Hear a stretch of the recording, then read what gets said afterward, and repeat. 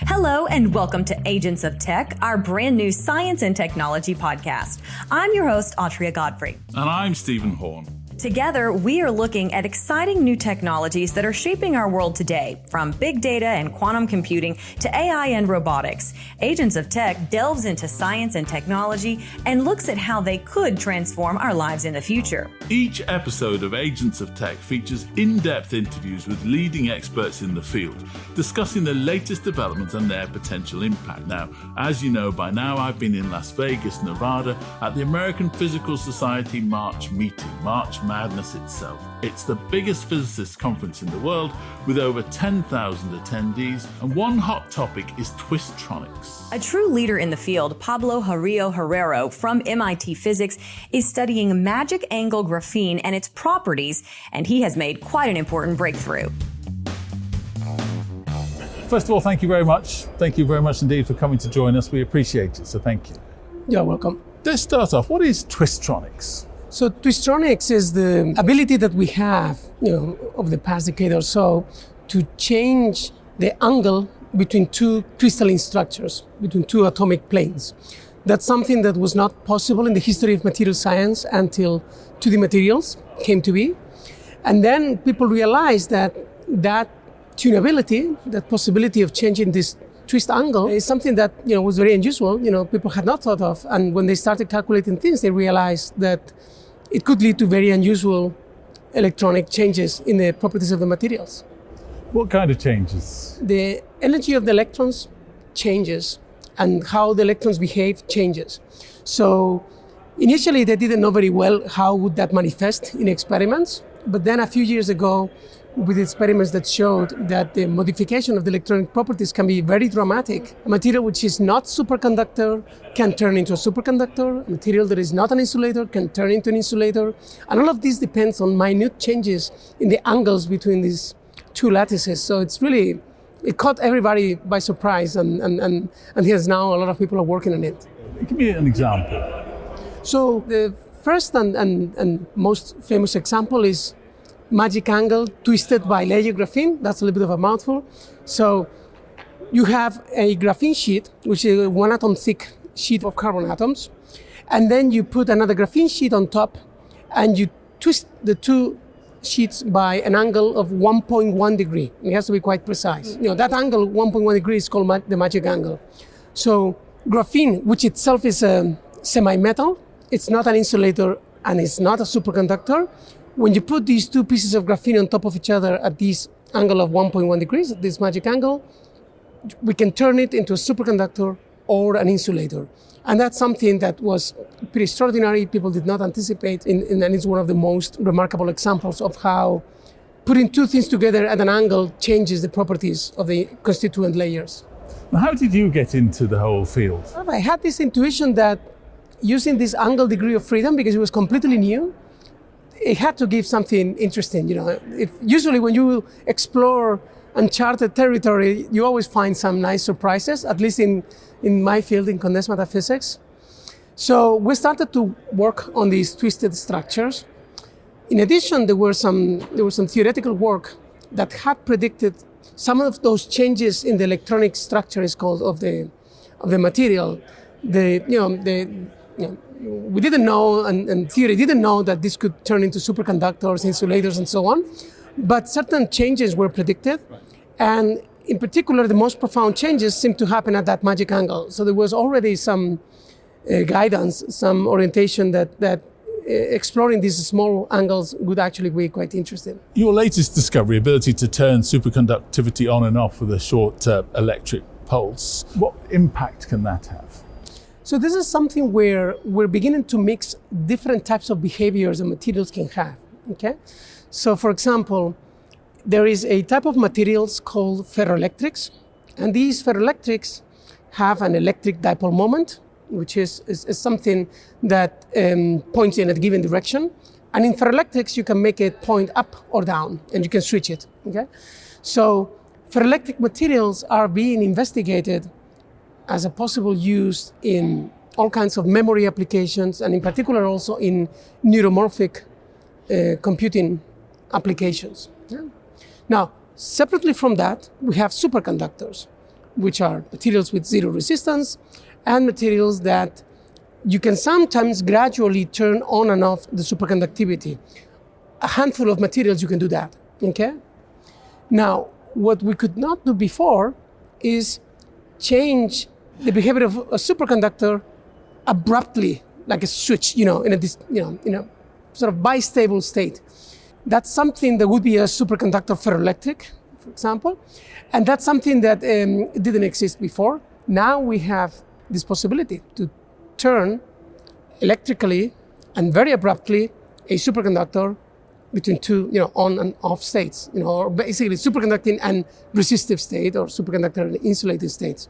So for now, it's a piece of basic physics. It's a new type of behavior and a new type of control. We do not know exactly, what will it lead to in terms of applications. But given the fact that superconductors are being heavily investigated both for basic science and for applications, for example, superconducting memories, superconducting quantum computing, all kinds of things like that.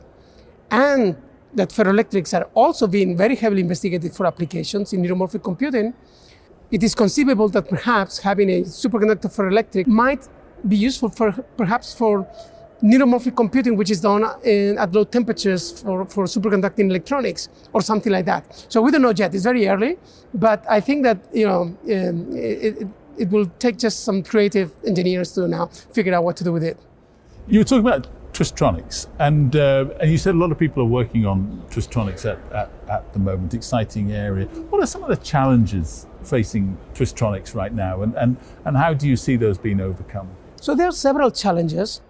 The first work in Twistronics was done with graphene on graphene, and now we put many layers and we can vary the angles. Graphene is a little bit of a special material because it's relatively inert. And hence, when we make these devices, which we make at room temperature in ambient conditions, each graphene sheet does not degrade as we're making these Twistronic devices. We have hundreds and hundreds of atomic, ultra thin materials that we can twist and make Twistronics with. But many of those other materials are very sensitive to atmospheric degradation. So it is a challenge to make as high quality Twistronic devices with other materials as we do with graphene. It is possible, and people are working on it by working in special environments, but that's one challenge. The other challenge that we have is that the electronic, optical, mechanical properties of these Twistronic devices are extremely sensitive to the precise value of the twist angle. And we don't know yet how to control down to 0.001 degree how to assemble these structures, but the properties can change in that small increments. Yeah?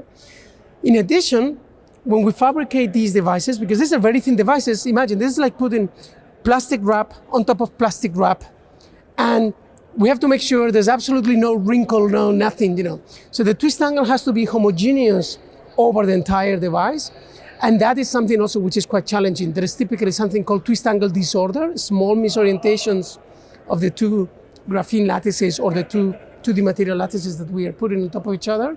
And those, we would like to control to make sure we have an absolute uniform twist angle over the entire structure to characterize at a more fundamental level all these devices. A lot of work to do. Yes. So your work in Twistronics, how do you think the work in Twistronics will impact broader condensed matter physics? So what Twistronics, and not just Twistronics, there is, the Twistronics is one aspect of something that we call moire quantum matter. Sometimes you can get similar effects without twisting, but by putting materials which have different lattice constants. Because the idea is that you form a long wavelength or a spatially periodic, super periodic modulation of the material. So it has turned out to be an extremely useful and tunable platform to investigate what we call correlated physics, or strongly interacting quantum matter. Okay? So it turns out that many of the most fascinating states of matter that we have in the universe are states of matter where the particles interact very strongly. This happens after the Big Bang, it happens in neutron stars, it happens in all kinds of areas of physics. And in particular in condensed matter physics, which is one where many, many thousands of physicists are working on, this is something that when the electrons interact very strongly, they produce very unusual phenomena and phases of matter. For example, superconductors, for example, ferromagnets, for example, topological materials.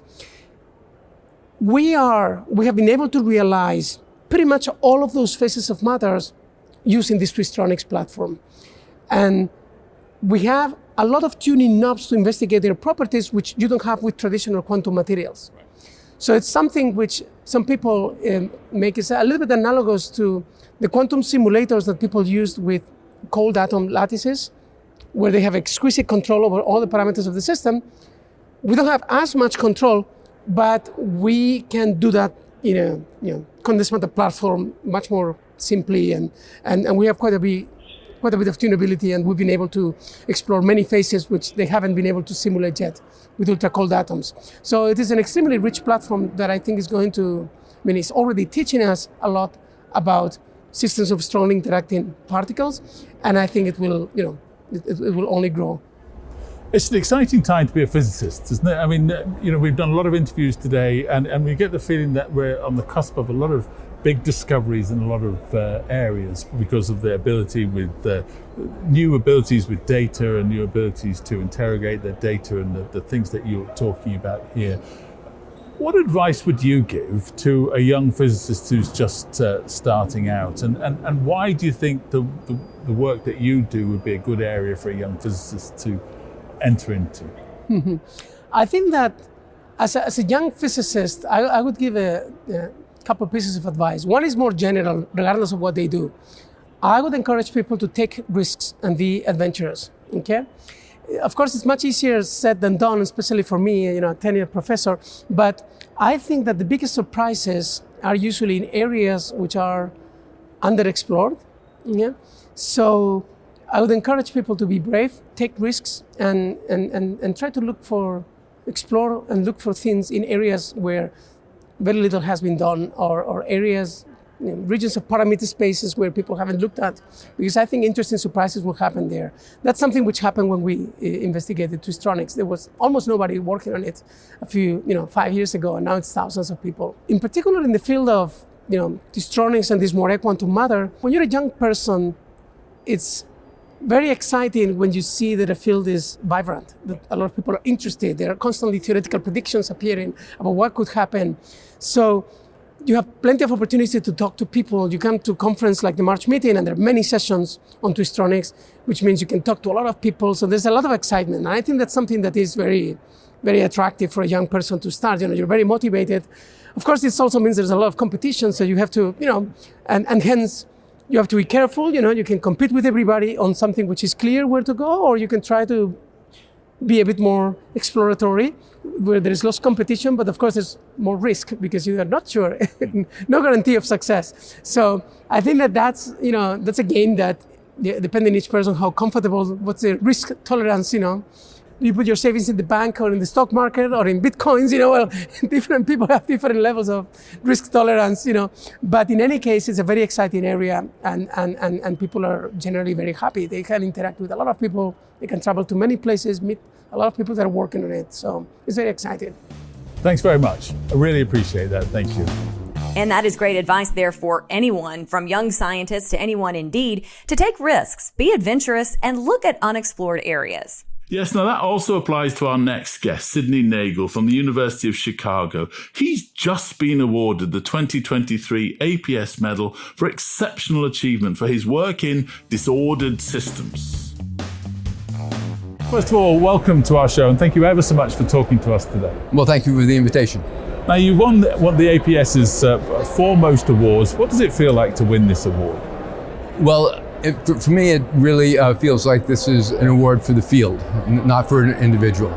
And so I'm very delighted about it, because it means that the field I've worked in all my life has somehow come of age. I mean, we never thought that we'd be eligible for prizes like this, and we never dreamt of it, and weren't seeking it. And so it's very nice that the field gets this recognition. Let's talk a little bit about that field, soft matter physics. What attracted you to soft matter physics? Well, I'm not sure that I was attracted to it, because I don't think it really existed very much when I started out. And so part of it was that I knew about some people doing one kind of work and other people doing another kind of work. And I'm not sure it had a name yet, but I kind of liked those aspects. But for me particularly was the fact that we could go into the lab and do experiments that we could see, that we could actually see the behavior in front of us. And it was beautiful. I mean, and we could film it, and we took images of this, and we took movies of it. I was so delighted to be doing that. So it was, how often do you get to say, I'm going into the lab every day just to make movies? And so that was very nice. That was what the first draw. And then the second draw was that I got so excited about some of the ideas that come forth in this. And so if I could just say a word or two about that, is that, if I were to take a big step backwards and look at, well, what are important questions for physics these days? And, I would say, physics knows very, very well how to deal with things that are very ordered. And they know very well how to deal with things that are in equilibrium, a little box of gas full of equilibrium. And you can say everything you want about those things because we kind of understand the principles of that.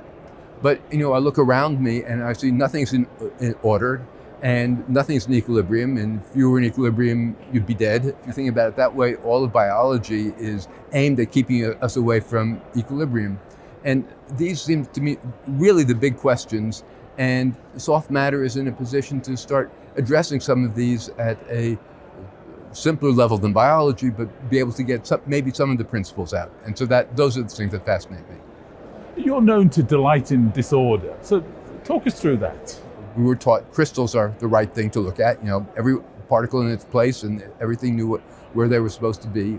Then I look around and my desk is not ordered. I mean, things are ready to fall on the floor and it's a mess.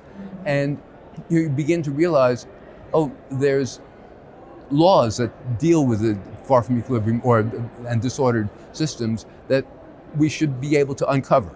And so I delight in the disorder, partly because it's a wonderful question to ask, how do we deal with this? It seems to be a freeing thing that it allows many different kinds of things to occur. That's not just what you get for the ordered system. Once you have this, can you begin to make something out of this? That is, it's not just for studying, but can you begin to understand that there are new things that you could make because the system is disordered, because you're not constrained by being in this perfect crystal state.